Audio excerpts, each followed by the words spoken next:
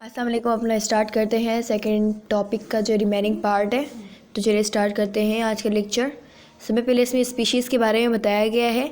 अब स्पीशीज़ क्या है? स्पीशीज़ जो होता है वो हमारे ऑर्गेनिज्म, सिमिलर ऑर्गेनिजम्स का कंस्टिट्यूट किया जाता है, वो एक स्पीशीज़ बनाता है। ठीक है, मतलब काफ़ी सारे ऑर्गेनिज्म, सिमिलर ऑर्गेनिज्म आपस में मिलकर जो है वो स्पीशीज़ बनाते हैं।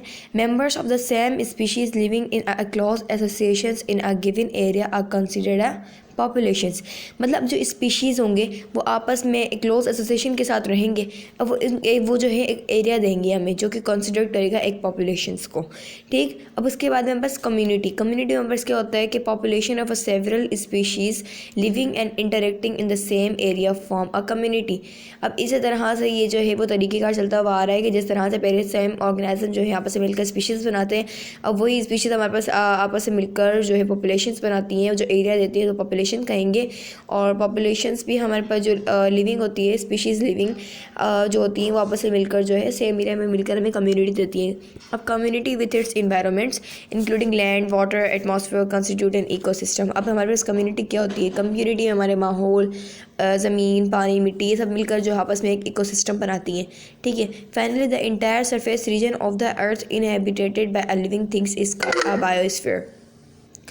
अब जो हमारा अर्थ ज़मीन होती है वो एक इंटायर सरफेस रीजन के ऊपर जो है वो इनहेबिटेड होती है। ठीक है, बाय अ लिविंग थिंग्स, और इसको हम क्या कहेंगे? बायोस्फीयर कहेंगे। अब हमारे पास है लिविंग वर्ल्ड इन स्पेस।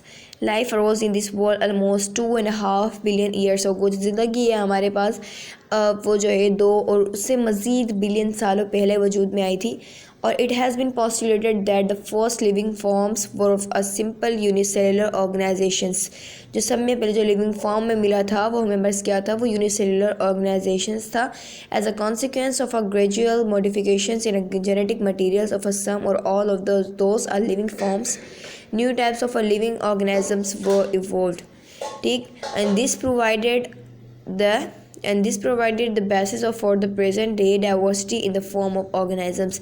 ये जो है हमें फर्स्ट डे प्रेजेंट डे के अंदर जो एक हमारे पास जो बेसिस इस पर दी गई है as a form of organisms दी गई है। ठीक है, which exist as a million of species all around the earth in each and every type of habitat. और जिसके ऊपर जो है वो मिलियन की तादाद में स्पीशीज़ मौजूद हैं अर्थ की हर तरफ। ठीक है, जो कि हर तरीके की हैबिटेट में मौजूद होती हैं। Majority of a living organisms occurs as a free living forms, but those who failed to do so have a developed ways of interactive life. Example, they live in some kind of associations with other living organisms. Example is symbiosis, कमनसेलियम, यूटिलेजियम, पैरासीटियम। ठीक है, इसमें क्या गया है कि majority living organisms की जो है अकर्स करती हैं, occurs as a free living forms में भी आ सकती हैं, जो कि डिवेलप्ड करती हैं वे ऑफ इंटरेक्टिव को। ठीक है, जो हमारी लाइफ के अंदर होती हैं।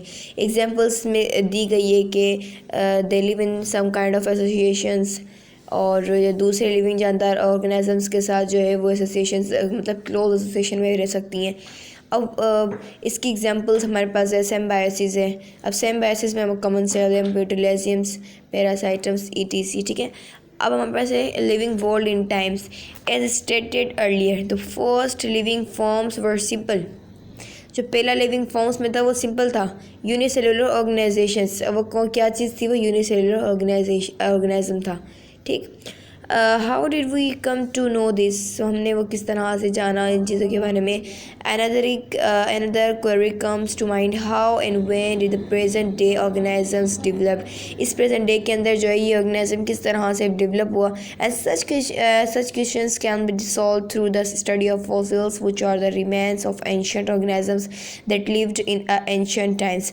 ठीक है, अब हम इन सब चीज़ों के बारे में जानने के लिए जो हमने वो पुराने जो है कदीम तरीन जो ऑर्गेनाइजेशंस थे उन चीज़ों के बारे में जाना जो कि जो है कदीम तरीके के दौर के अंदर मौजूद थे, लिव्ड है। Fortunately, fossils of most of the groups of organisms have been discovered.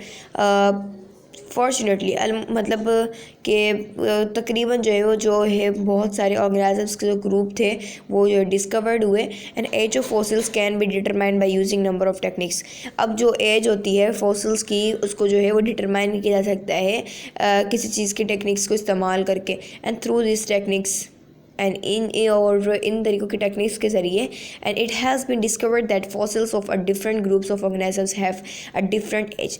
अब हमारे पास जो फॉसिल्स हैं अलग अलग ऑर्गेनिजम्स के उनके अलग अलग एजेस मौजूद होती हैं and supporting the concept that different organisms arose in different geological times as known in figure 1.2। अब इस पूरी फिगर के अंदर जो है वो पूरा जो है टाइम पीरियड से बताया हुआ है और तकरीबन बस ये इतना हमारे लिए हेल्पफुल नहीं होता इतना। तो अब हम अगला लेसन कल स्टार्ट करेंगे।